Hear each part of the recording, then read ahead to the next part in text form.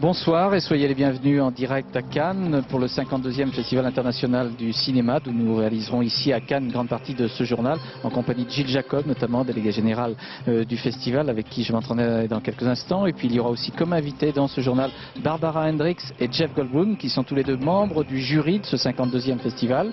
Et puis je recevrai Youssef Chahine, le réalisateur égyptien, qui dans la catégorie Un certain regard propose un nouveau film, L'autre, avec un thème, l'intolérance. Mais auparavant, voyons les titres de l'actualité de ce jeudi 13 mai. Tout d'abord, à Moscou, un débat parlementaire pour destituer Boris Eltsine, tandis que le président Chirac à Moscou a rencontré le président russe et réaffirmé le rôle clé de la Russie dans le règlement du conflit au Kosovo. Le débat parlementaire, lui, s'est poursuivi avec des députés communistes qui mènent l'offensive et des manifestations à l'extérieur du Kremlin. Enfin, en Allemagne, les écolos reprochent brutalement, vous l'avez vu à leur ministre Joschka Fischer, la gestion du nucléaire et l'engagement de l'Allemagne avec l'OTAN. L'Union européenne refuse la levée de l'embargo sur l'importation de la viande de bœuf américaine gonflée aux hormones. Gilles Jacob, le moins que l'on puisse dire, c'est que pour ce 52e festival, vous avez décidé d'être très éclectique, il y a beaucoup de nations représentées, et avec en compétition des films a priori plutôt difficiles. Des films difficiles, non, des films au contraire qui touchent les gens, des films qui développent des émotions, des films où on va trouver le plaisir du cinéma, j'espère bien en tout cas. Alors, découvrir, confirmer, défendre, c'était les trois mots, les trois verbes que vous avez toujours mis en exergue pour ce festival. Pourquoi ? Découvrir parce qu'il faut découvrir les jeunes cinéastes dans le monde entier, il faut renouveler les générations de metteurs en scène. Défendre parce que le cinéma d'auteur, le cinéma que nous aimons tous, et c'est vrai, est un peu attaqué dans le monde, vous savez, par beaucoup de choses. Et donc il faut protéger une race en voie de disparition qui sont les grands auteurs de films d'aujourd'hui et de demain. C'est un peu une des missions aussi du festival. C'est une manière de montrer que nous, Européens, nous ne faisons pas le même cinéma que les Américains ?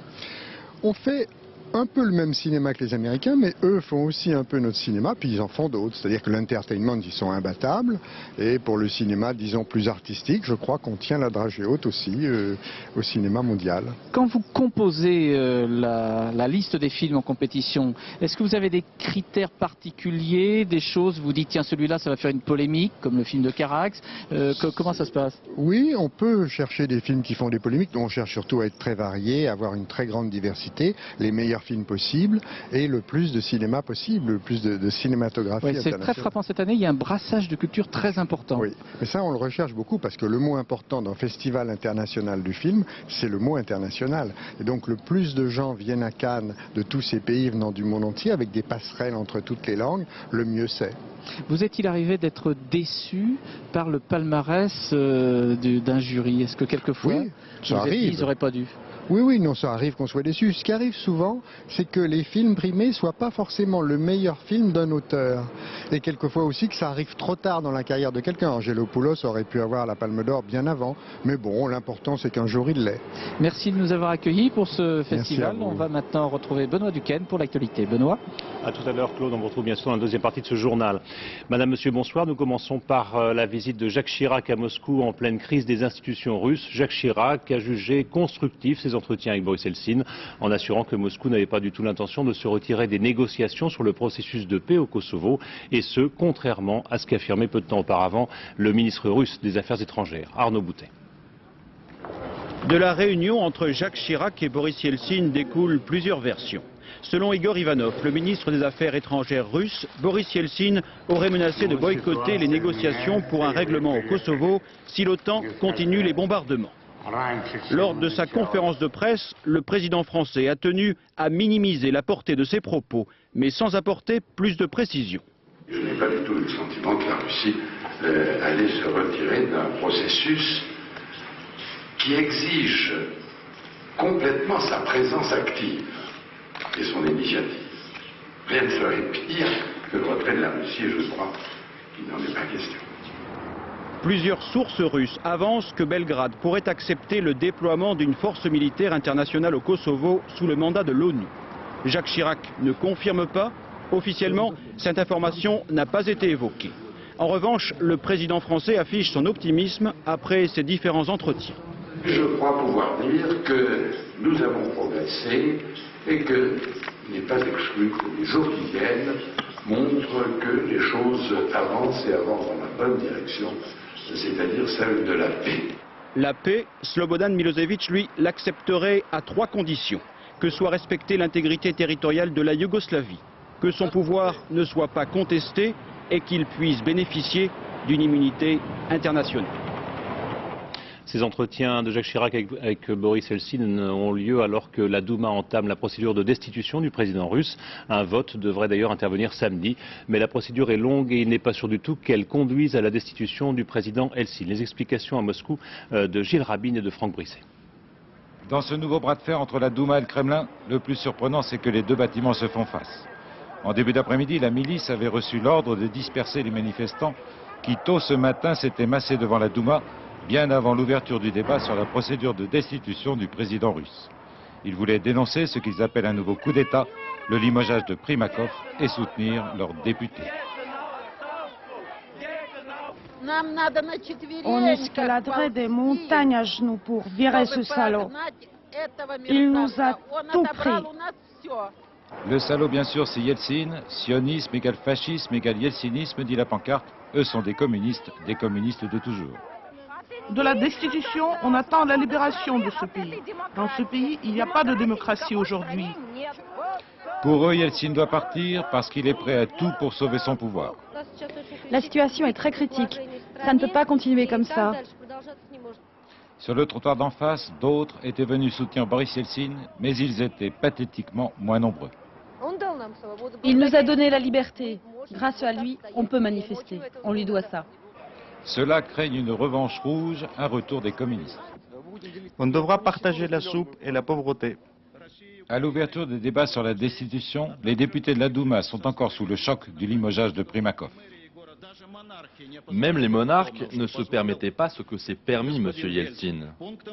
Des 5 chefs d'accusation retenus contre Boris Yeltsin, la dissolution de l'Union soviétique, la canonnade de 93 contre l'ancien Soviet suprême, l'effondrement de l'armée, un génocide, je cite, du peuple russe, et la guerre en Tchétchénie, seul le dernier a une chance de passer. Ce n'est pas le jour du jugement dernier, ce ne sont que des intrigues. Dans un mois, il y aura de nouvelles intrigues. C'est la nature de la démocratie, malheureusement. Peut-être, mais il arrive parfois que des intrigues soient fatales, surtout pour les démocraties trop jeunes. Alors Gilles Rabin, vous êtes à Moscou. Quels sont les risques pour Boris Eltsine de voir cette procédure menée à son terme quand on voit que dans le même temps, la Douma doit aussi se prononcer sur le successeur d'Evgeny Primakov? Écoutez, Benoît, cette procédure de destitution a peu de chances d'arriver à son terme. Mais ce n'est pas la question principale. Ce qui compte, c'est que cette procédure en destitution va bloquer, si elle est votée, va bloquer pour de longs mois le fonctionnement des institutions politiques du pays. La presse russe relevait ce matin que c'est le nouveau Premier ministre, Sergueï Stepachine, celui qui a été choisi par Boris Yeltsin, qu'elle qualifiait avec irrévérence de premier flic du pays, était l'homme idéal si Boris Yeltsin décidait de déclarer l'état d'urgence, de décréter l'état d'urgence. Alors vu de France, ça peut paraître exagéré, mais il faut bien dire que dans ce pays, toutes les situations de crise politique aiguë se sont toujours réglées par la force.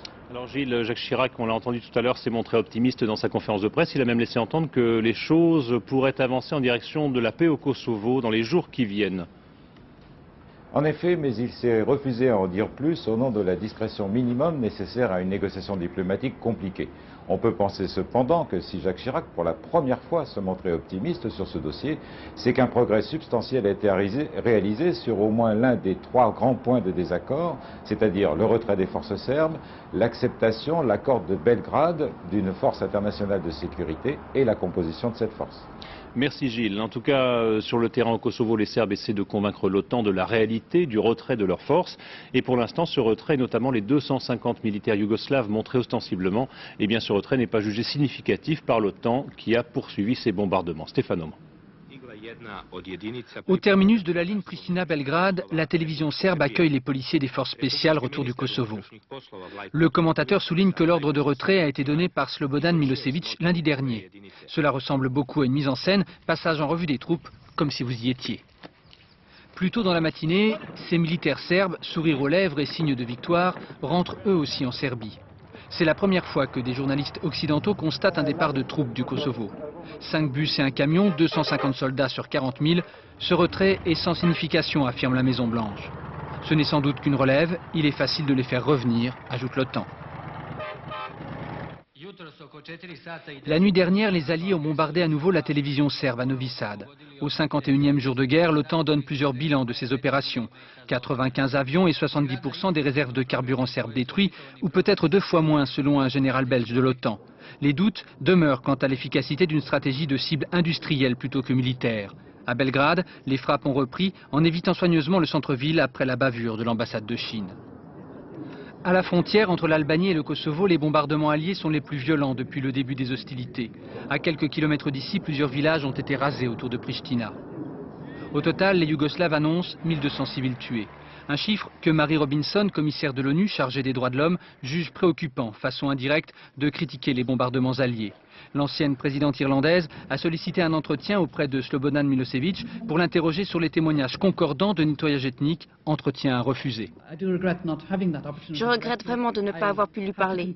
Je dois en conclure que le président Milosevic a de bonnes raisons de ne pas vouloir me rencontrer.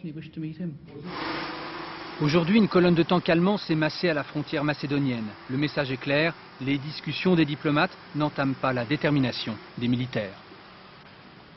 Et dans le nord de l'Albanie, dans la zone frontalière avec le Kosovo, des tirs sporadiques se sont poursuivis toute la journée. 8 combattants de l'UCK ont été transférés vers l'hôpital de Tirana. Sur place, le HCR tente de convaincre les réfugiés de quitter la région pour descendre plus au sud en sécurité, mais bien peu acceptent. Il faut dire que la vie dans les camps s'est organisée. Le reportage à Koukes de Valérie Fourniou et de Guillaume Fautra. Rester dignes en toutes circonstances et unis. Dans ce bric-à-brac d'une usine en ruine, ces Kosovars se sont regroupés par le patronyme. Ils ne sont pas de la même famille, mais ce nom, Hamzaï, les rassemble dans l'exil et les rend plus solidaires dans leur intérêt commun, protéger leurs tracteurs. On a peur de se les faire piquer. On les garde parce qu'il ne nous reste que les tracteurs, rien d'autre. Ma maison a été brûlée. Toutes les maisons ont été brûlées. Au Kosovo, nous avions 2 maisons avec 8 grandes pièces chacune. Mais ce n'est pas cela qui me préoccupe le plus, c'est le sort de mes fils qui m'inquiète. J'espère qu'ils sont encore en vie. Nos maisons, on réussira à les reconstruire. Les hommes dorment là, près des tracteurs, et les femmes dans le camp des Italiens, à 200 mètres. Mais c'est là qu'elles lavent le linge et cuisinent, retrouvent leurs gestes quotidiens d'avant l'exode. Dans le camp, c'est impossible de cuisiner. Les vieux ne peuvent pas manger la nourriture des Italiens. Ils n'ont pas l'habitude des boîtes de conserve ou des macaronis sans une goutte d'huile. C'est lourd. Mes beaux-parents sont malades. Ils ne digèrent pas leur repas. Les gestes sont les mêmes, mais l'outil de fortune. Résultat, de superbes beignets. Très calibrés, identiques. Et surtout servis chauds, à la différence du camp italien. On ne peut pas toujours manger froid. On prend les spaghettis, le riz, enfin tout ce que l'on nous donne et on le cuisine à notre façon. Des plats à la mode kosovare, qu'elles apportent dans le camp sous le nez des Italiens pour ravitailler les 11 familles Hamzaï qui y vivent depuis plus d'1 mois, histoire de s'occuper et de changer de menu. Les Italiens ne savent pas faire cuire les macaronis. C'est pas assez bouilli. Et puis quand ils le servent, c'est froid. On ne peut pas manger des plats aussi secs. Vous comprenez?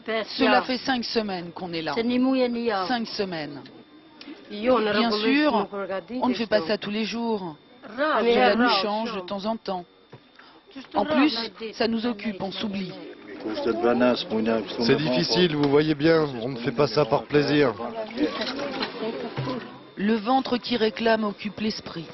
Ils sont ainsi plus de 100 000 à Koukes, entassés dans les camps, à chercher une activité quotidienne.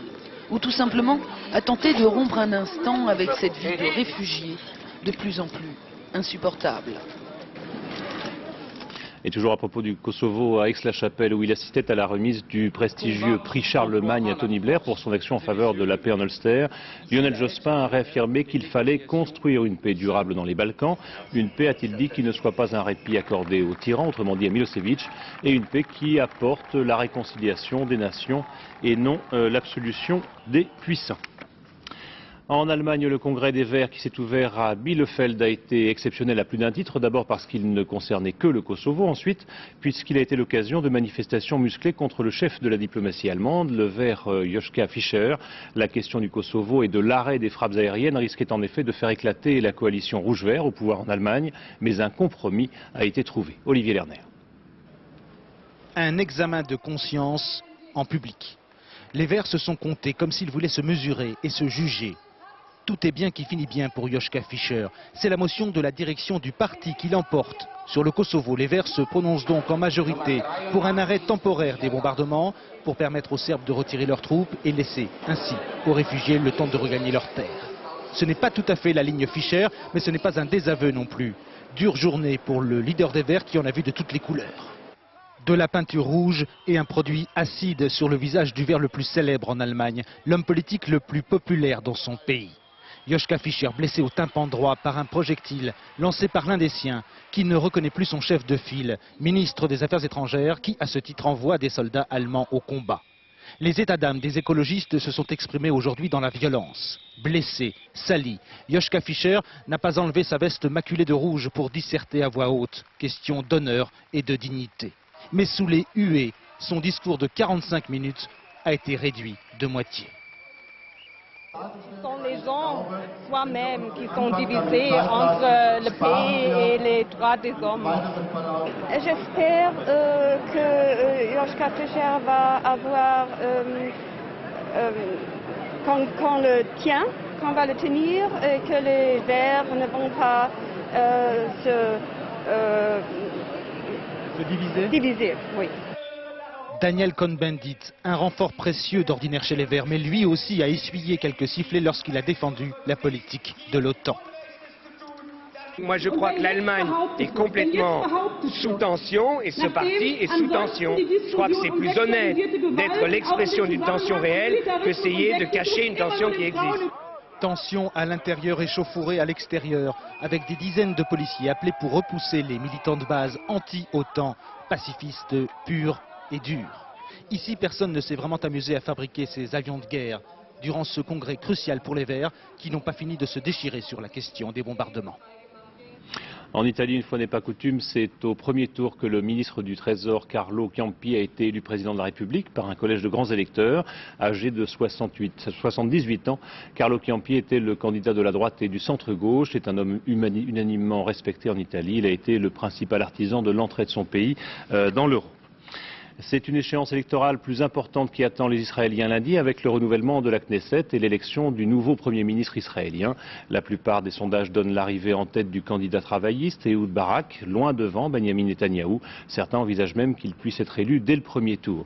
Mais ce scrutin intervient surtout dans une société israélienne très divisée entre séfarades et ashkénazes, laïcs ou orthodoxes, ou encore entre Israéliens d'extrême droite et arabes, comme a pu le constater sur place Maryse Burgo. Elle voulait vivre dans la vieille ville de Jérusalem. Brigitte Blia, avocate et mère de 7 enfants, a réalisé son rêve. Sa terrasse embrasse les quartiers arméniens, chrétiens, musulmans et bien sûr le quartier juif. Nous sommes en face du mont du Temple. Le mont du Temple où était construit le Temple de Salomon. Actuellement, il y a une mosquée qui est édifiée sur cet endroit. Donc nous sommes en face et pour nous, c'est sûr que c'est important. En choisissant d'acheter une maison au cœur du quartier juif, la famille Blia a voulu montrer son attachement viscéral à la ville de Jérusalem, mais aussi aux lieux sacrés de la religion juive, comme le mur des lamentations. Aujourd'hui, les Blia s'affairent autour de la cuisine. Il leur reste moins de 2 heures avant le moment fatidique du début du Shabbat. Pendant 24 heures, ils s'interdiront alors toute forme de travail. Ils ne cuisineront pas, n'allumeront pas de lumière. Profondément religieux, ils respecteront strictement le repos de Shabbat. Le Shabbat est considéré, je dirais, comme le jour le plus important de la semaine, l'aboutissement. Puisque l'aboutissement, si vous voulez, de tout le travail quotidien que fait l'homme, c'est quand même de se libérer de ce quotidien pour penser aux choses qui sont essentielles dans l'existence. Pour cette autre famille israélienne, l'essentiel n'est pas la religion. Eux vivent à Tel Aviv et sont profondément laïcs. En ce samedi de Shabbat, ils vont passer la journée dans le plus grand parc de la ville. On a l'habitude d'aller pique-niquer là-bas le samedi, d'allumer un barbecue. Même le jour de Shabbat? Même le jour de Shabbat. Nous tenons à ce droit et à cette liberté. Voici donc l'une des nombreuses divisions de la société israélienne. D'un côté les laïcs, de l'autre les religieux. Et le fossé se creuse entre les uns et les autres. Lundi prochain, Monsieur et Madame Dor voteront à gauche. Seule façon, pense-t-il, d'empêcher les religieux de voter au Parlement des lois contraignantes pour les non-pratiquants qu'ils sont. Je veux que mes enfants puissent se marier civilement. Je veux que l'état civil ne soit pas tenu par les religieux. Je veux pouvoir divorcer laïquement. Enfin, pas moi, bien sûr, je veux que tout soit fait de façon civile. Chez les Bliya, on pense bien au contraire qu'il faut préserver à tout prix le caractère juif de l'État d'Israël. Si ce pays veut continuer à exister à très long terme, eh bien, il faut qu'il y ait à l'intérieur des gens qui sachent qui ils sont. Lundi prochain, ces Israéliens voteront donc pour le parti nationaliste de droite de Benny Begin, pour qu'Israël reste entièrement et à jamais une terre juive. En Europe, le Rhin connaît une nouvelle crue historique, quelques mois seulement après celle de février. Le débit du fleuve est 5 fois supérieur à la normale. Le trafic fluvial est bien sûr interrompu. Une montée du fleuve due aux importantes précipitations de ces derniers jours, ainsi qu'à la forte chute à la fonte des neiges. En France, une cellule de crise a été mise en place à la préfecture de Strasbourg et il est demandé au public de ne pas se rendre sur les rives du fleuve. Mais pour l'instant, les autorités se disent confiantes. Jérôme Soulard et Sylvain Gauthier. Depuis hier, le Rhin est en colère. Une crue exceptionnelle, comme ici au barrage EDF de Markolsheim, où la pression du fleuve a dépassé plusieurs fois les 5000 mètres cubes d'eau par seconde. 4840 et Strasbourg 4420. Grosse pression également pour les hommes du centre d'alerte franco-allemand de Gansheim.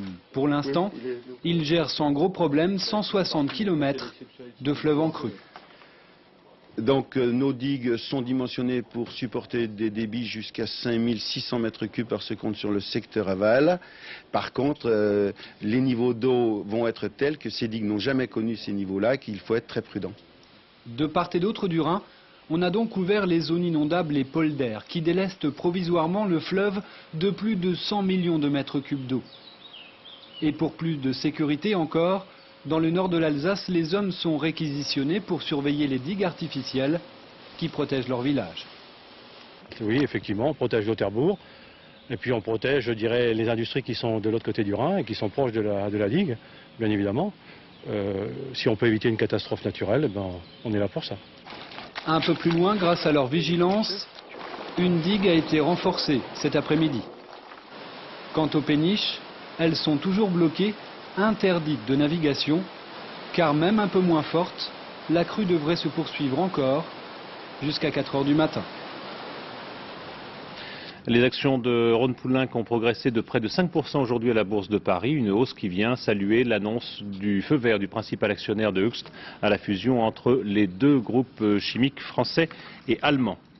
La guerre du bœuf vient de commencer entre l'Europe et les États-Unis. Depuis aujourd'hui, l'Union européenne est en infraction puisqu'elle persiste à vouloir interdire le bœuf aux hormones en provenance d'Amérique du Nord, et ce malgré les mises en demeure de l'Organisation mondiale du commerce. On craint donc des mesures de rétorsion de la part des Américains. Les explications d'Éric Mézy et de Daniel Lévy. Les éleveurs américains l'affichent en haut de leur silo. Manger de la viande, c'est bon pour la ligne. Tous les arguments sont bons pour vendre une viande aujourd'hui en surproduction.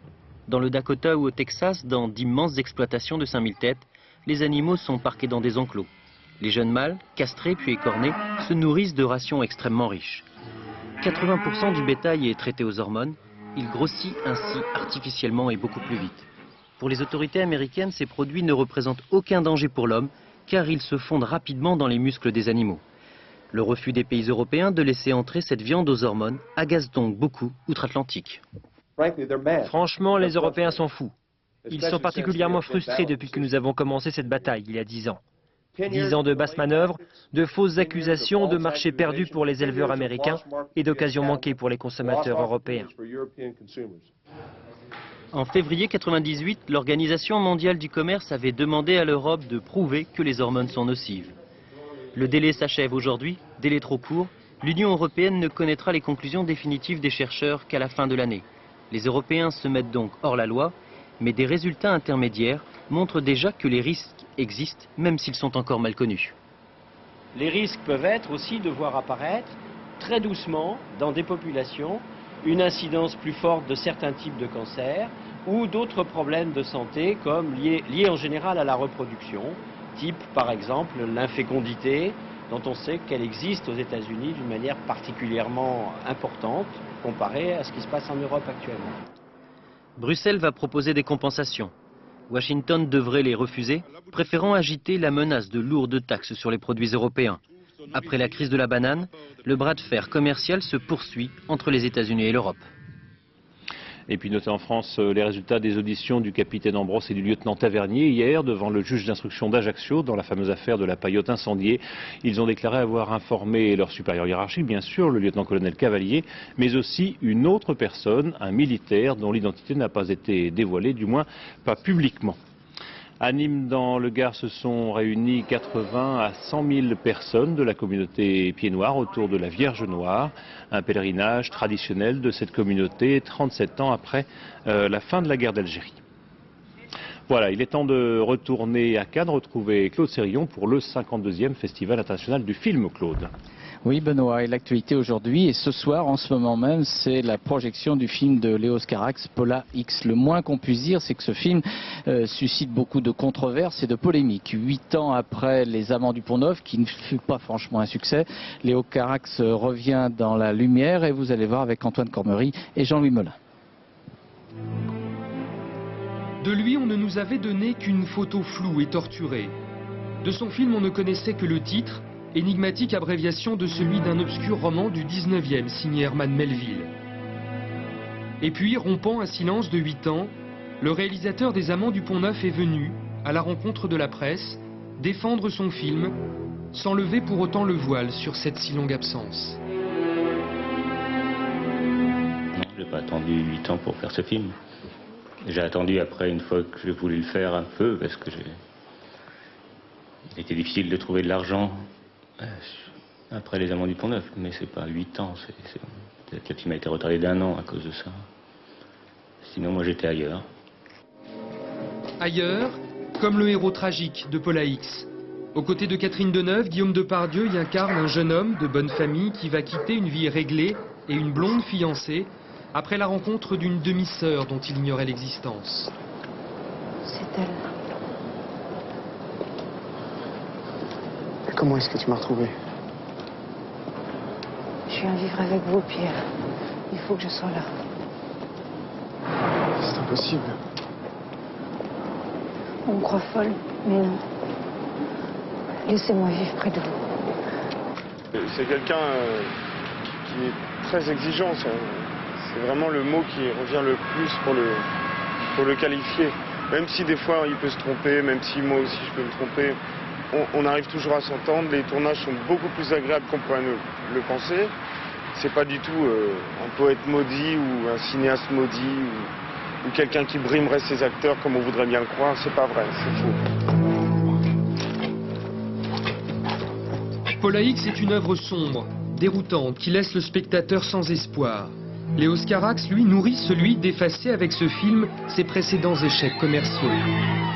En sortant de l'ombre et en sacrifiant à tous les mythes du festival, de la conférence de presse à la montée des marches tout à l'heure, Léos Carax s'y est employé aux côtés de ses acteurs, quoi qu'il lui en ait coûté.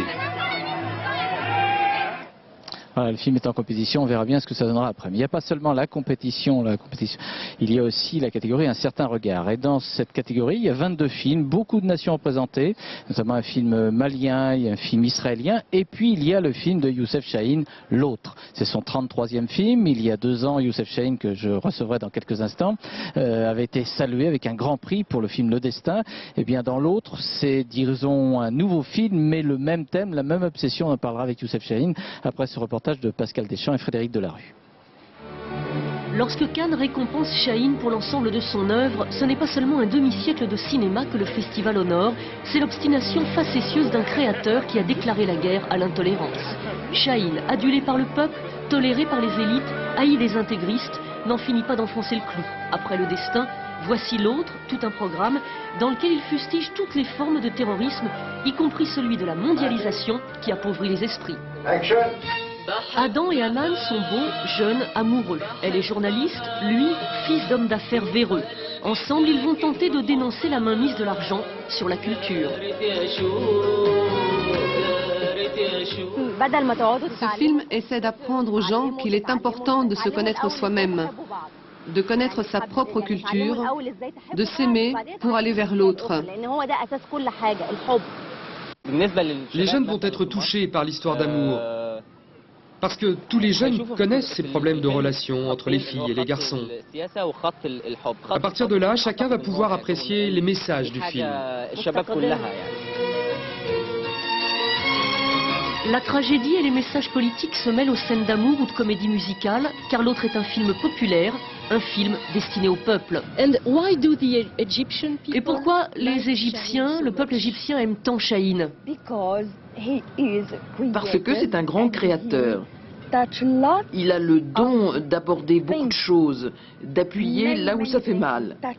C'est un homme qui n'a peur de rien. Il exprime exactement ce qu'il ressent.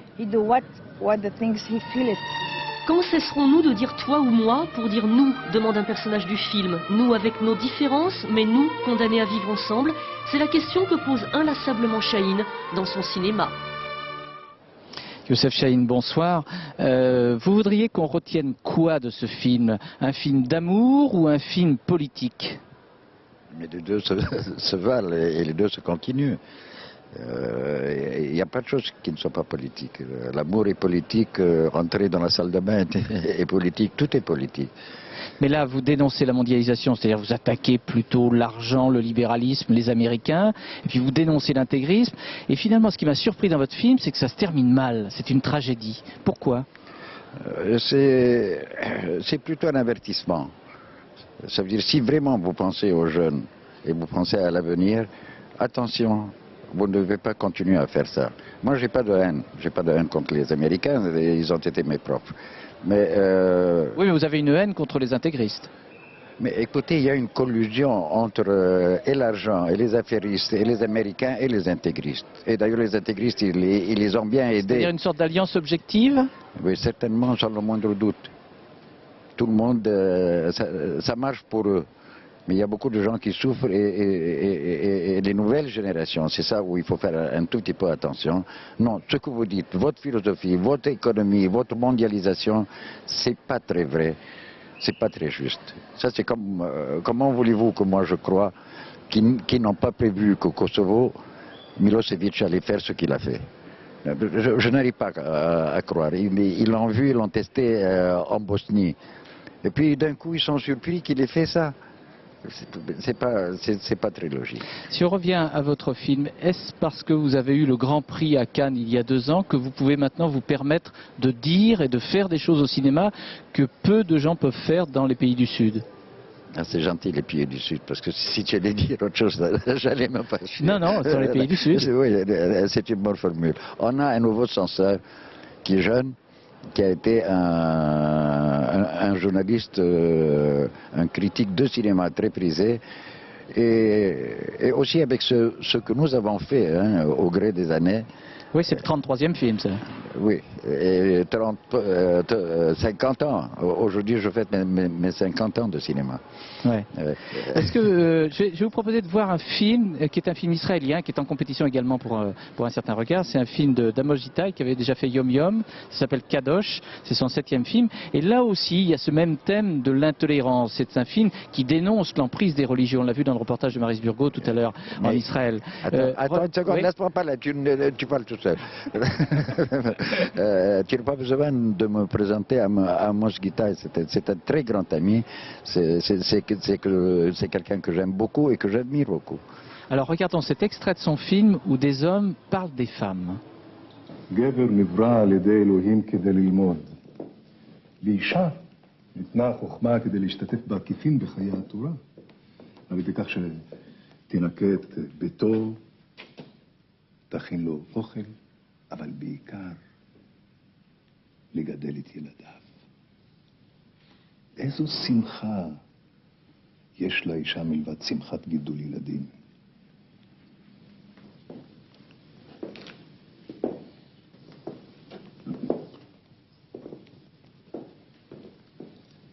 תבין, זה הכוח שלנו. רק כך נוכל להביס אותם. את מי?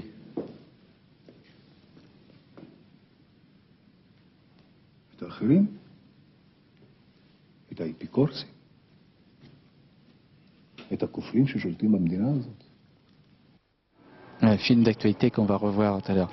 Télérama dit de Youssef Chahine, il est roué comme un singe et il est sérieux comme un artisan. Qu'est-ce qu'il faut retenir de Youssef Chahine? Croire Télérama, il y a tous les deux. C'est une bonne définition? J'aime beaucoup. Bon. Merci beaucoup d'avoir participé à ce journal. Je vais maintenant aller rejoindre deux membres du jury. Ils sont 10 et je vais rejoindre Barbara Hendricks et Jeff Goldblum qui nous attendent au bord de la piscine de cet hôtel Majestic. Il y a donc 10 membres de ce jury. Pendant 12 jours, ils vont donc voir quelque chose comme 22 films.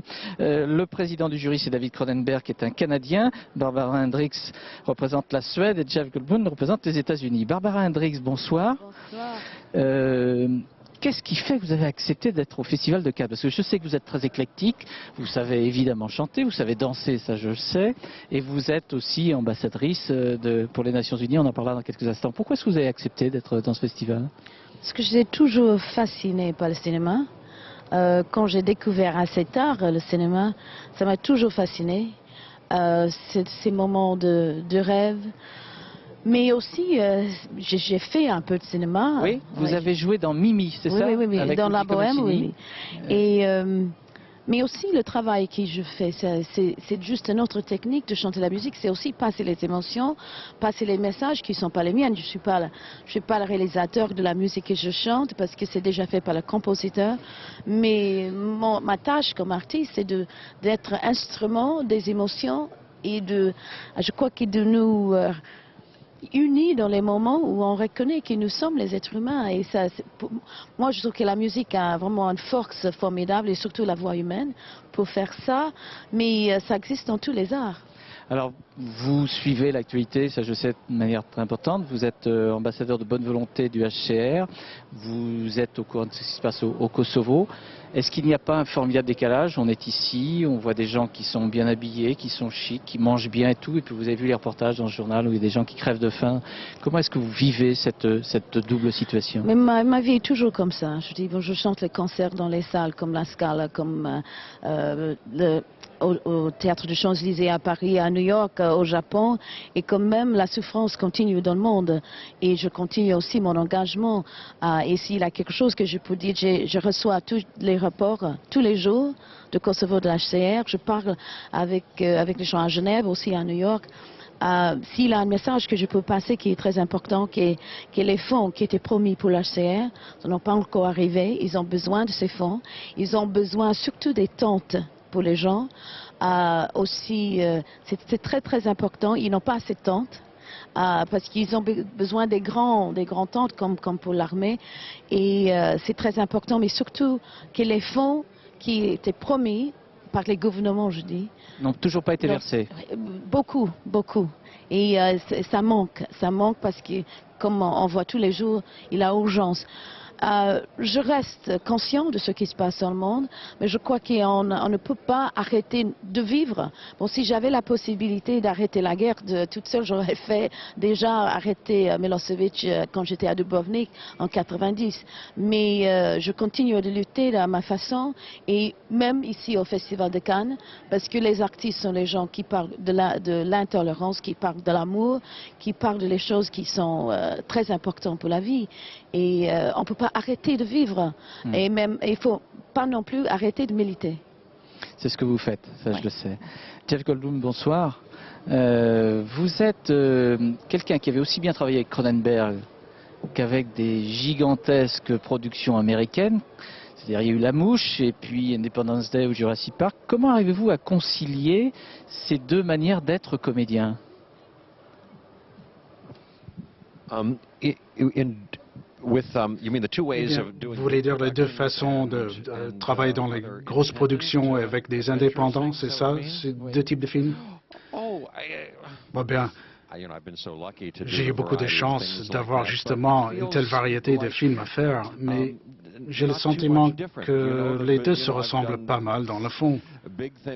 J'ai fait de grands spectacles, de grands événements, oui. Oui, mais on trouve que Jurassic Park ou Independence Day, c'est plus vulgaire que La Mouche. C'est pas le même type de cinéma. Eh bien, peut-être. Mais pour moi, et de par mon expérience, vous savez, j'accepte ces films, j'ai accepté ces deux films, car j'ai toujours trouvé quelque chose que je pouvais saisir dans les personnages et l'interpréter. Et il y a toujours quelque chose dans les films qui donne quelque chose, qui fait qu'on puisse apporter une contribution, et j'essaie de faire de mon mieux. Donc, c'est pas toujours, sur le plan qualité, il n'y a pas toujours une grande différence. Ce qui frappe quand on vous voit, même quand vous êtes arrivé là tout à l'heure, c'est cette espèce de flegme, de distance, un peu narquoise que vous avez sur tout ce qui se passe autour de vous. Vous êtes réellement comme ça ou c'est un personnage que vous vous composez?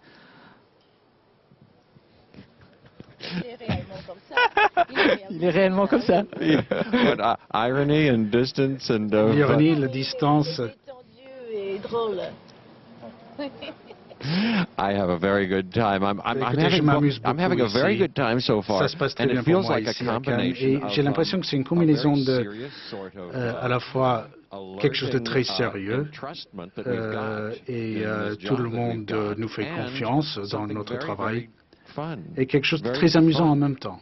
Et même notre partie de travail, c'est un peu comme un club du livre. On rencontre des gens célèbres et intéressants et on voit beaucoup de films qui ont été choisis pour nous qu'on n'a jamais vus auparavant. Et c'est super comme expérience et en plus on peut en parler après. Quel regard portez-vous sur le cinéma français et les Français tout court? Est-ce que vous avez ce regard effectivement toujours aussi distancié? No, I don't. I don't look at them. Non, pas de distance. Je me sens tout à fait comme faisant partie de tout ce qui se passe ici, déjà. Et les Français, le peuple français, ça a toujours été un délice pour moi. Je les aime beaucoup. Et ils ont toujours été très chaleureux vis-à-vis de moi et très gentils. Et j'aime beaucoup le cinéma français. Barbara, vous êtes membres tous les deux du jury. Est-ce que c'est facile de tenir le secret ou est-ce qu'il faut... Jusqu'à maintenant, oui. Jusqu'à maintenant, c'est un travail qui est très sérieux et je crois que, pour moi en tout cas, je vois comme une grande tâche, c'est vraiment d'être fraîche et réceptive pour chaque film. Fraîche, ça veut dire quoi? Fraîche, je dis, mais pas d'avoir des je dis pas de se fatiguer, de pas de s'endormir, mais d'avoir vraiment un esprit qui est vraiment vif et éveillé et réceptif. Oui, mais c'est quoi le cinéma que vous aimez? Vous regardez des westerns, des choses drôles, des choses dramatiques? Oui, je regarde tout, je regarde tout. Et bien sûr, je retiens les choses qui me touchent, qui restent en moi. Et je crois qu'une des choses aussi qui est assez difficile, c'est que souvent je réagis beaucoup plus tard à un film. Je dis, mais pas tout de suite, mais ce soir, il y a peut-être quelque chose qui va travailler en moi. Et mais des fois on voit 3 films par jour. Et c'est là, je dis rester fraîche et un peu éveillée pour donner la chance d'essayer vraiment de voir qu'est-ce que les artistes vont me dire. C'est la plus grande tâche, vraiment d'être vraiment vigilant sur ça. Et le secret, vraiment. Jeff Goldblum, vous avez fait beaucoup de choses pour la télévision également. Est-ce que vous avez le sentiment, comme on le dit beaucoup ici à Cannes notamment, que la télévision devient un peu trop omniprésente par rapport au cinéma, qu'elle commande un peu trop en produisant des films, qu'elle est trop présente? Est-ce que c'est votre sentiment? Est-ce que ce sont les télévisions qui commandent le cinéma maintenant? Je crois, Aux États-Unis, les télévisions ne sont pas aussi impliquées ici qu'en France dans les productions. Voilà. Because in America, it's not here. A lot of televisions produce films. You'll see a lot of films will be produced by this channel and others, and we don't have that in America. Voilà, c'était ça. No, in America, TV en Amérique, la télévision, les producteurs télé ne produisent pas de films. Et je suis même pas sûr que ça soit vrai, même. Je suis pas expert. C'était toute la différence entre ce qui se passe en Europe, en France et puis aux États-Unis, effectivement, qui était intéressant de souligner. C'est pas la même manière de faire.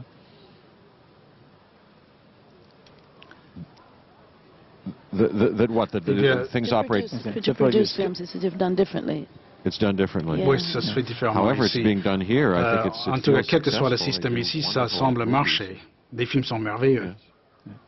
Merci beaucoup. On va voir Cannes autrement maintenant, c'est-à-dire que Cannes, c'est une ville qui se multiplie par 5 à peu près en termes de population pendant la durée de ce festival. Et vu de la mer, par exemple, comment on peut regarder ce festival? C'est un reportage de Jean-Jacques Dufour et Frédéric Delarue. Les choses variant souvent selon le point de vue, écartons-nous de la foule afin d'aborder le festival par tribord. Côté port, là où ça pêche. Je vais pas trop au cinéma. C'est pas l'envie, mais c'est le temps. Alors bon, je préfère attendre que ça sorte en vidéo, puis je les regarde tranquillement à la maison, quoi. Changement de cap, bâbord toute, direction le quai des yachts.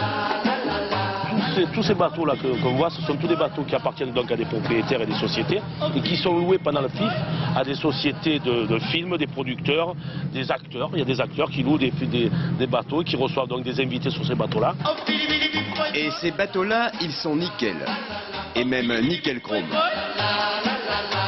Celui-là, le Don Juan, il a été loué par Michel Seydoux, producteur du film de Mikhalkov, Le Barbier de Sibérie. Quel intérêt pour vous d'avoir un bateau à Cannes pendant le festival?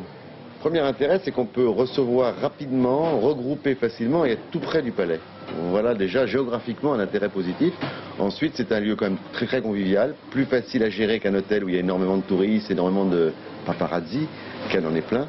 Et donc, ça permet de travailler relativement efficacement. Quelle présence, quelle prestance. Juste à côté, ce caïque turc, c'est Paris Match qui l'occupe. Et c'est cher?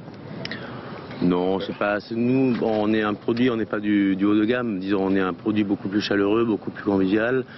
Et donc, c'est nettement moins cher, sûrement, que les bateaux qui sont à côté, tout autour. Et tout autour, soyons clairs, c'est rutilant. Comment ça coûte un beau bateau? Un beau bateau, il faut compter entre 30 et 40 000 francs la journée. Ah, quand même? Quand même. C'est un deuxième festival du film qui démarre en dehors du palais et qui démarre sur les quais, donc tout le monde le soir se voit. C'est plus beau qu'à l'intérieur du palais le soir. Ça justement, ce n'est qu'un point de vue parce qu'à propos du festival, croyez-moi, il y en a bien d'autres. Oh, mon point de vue, c'est qu'ils nous laissent tranquilles, donc à le faire sur la Lune, hein, c'est tout. Hein. On leur a pas demandé de venir, ça nous apporte rien déjà. Ça nous apporte que les emmerdements. Je vous l'avais bien dit, tout dépend toujours d'où on se place. Tenez, la montée des marches. Eh bien, vu du large, ça n'a vraiment rien à voir.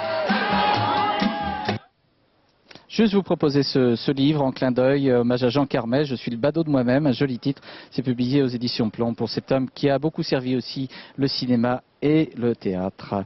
Voilà, nous arrivons à la fin de ce journal. Je vous rappelle l'information principale qui a été développée par Benoît Duquesne et toutes les équipes de la rédaction de France 2. Elle concerne la situation à Moscou, avec tout d'abord la visite du président Chirac à Moscou. Il a rencontré Boris Eltsine et le président Chirac a réaffirmé la primauté de la Russie pour le règlement du conflit au Kosovo.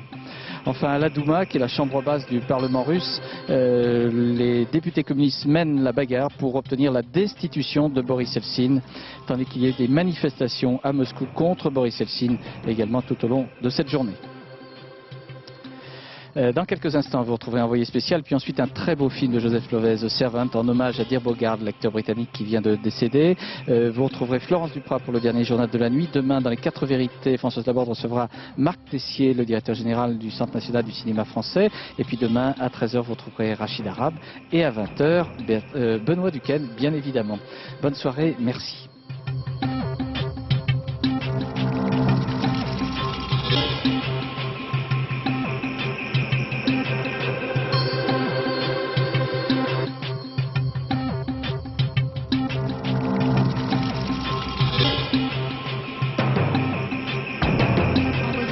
à San Francisco où la police...